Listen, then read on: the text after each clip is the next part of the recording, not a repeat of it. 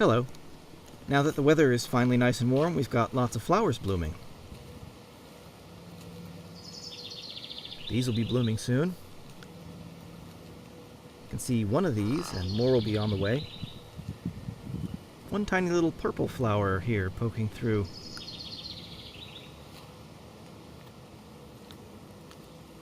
Right by our door, a plant came up between the house and the pavement, and for a weed, it grew surprisingly tall, and we like the flower on it. But what I really want to show you are the lilies on the side of the house.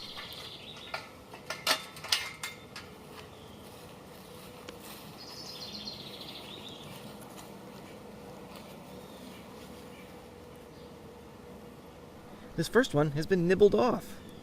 I think I know who the culprit is. Earlier this year, we happened to see a rabbit making a burrow near our house. I pointed the camera out the window one evening and filmed her coming and going. I suspect she munched one of our lilies as a snack.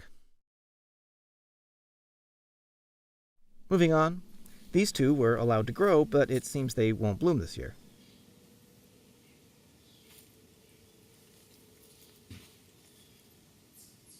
And this one has a bud. Hopefully, we'll see it open soon. Its pal, next to it, grew even taller and also has a bud. But the real overachiever here is this one.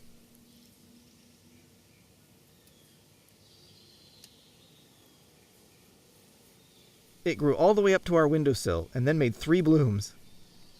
They're lovely, but I think the best angle to capture this is from over here. It almost looks tired, leaning against the house for support.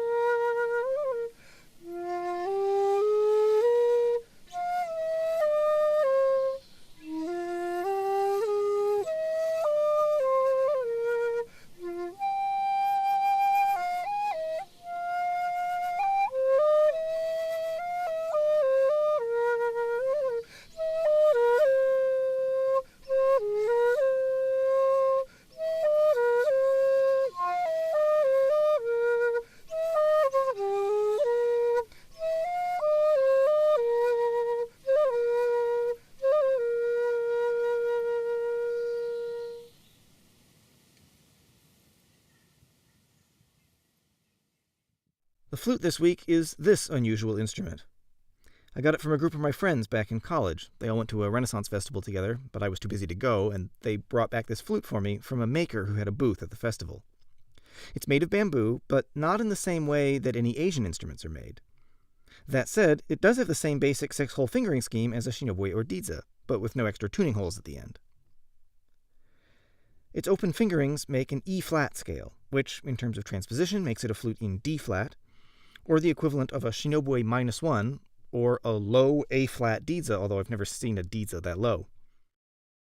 The best part about this flute is that because the maker put it through some sort of burning process to put a finish on it, it smells like smoke, and the more you play it, the more it releases its lovely smoky aroma. It's something I can't really share with you all in the video.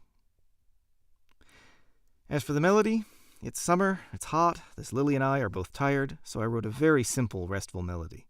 I think this is the first melody in the series that stays all in one key, in this case B-flat mixolydian. Thanks for listening, and see you next week.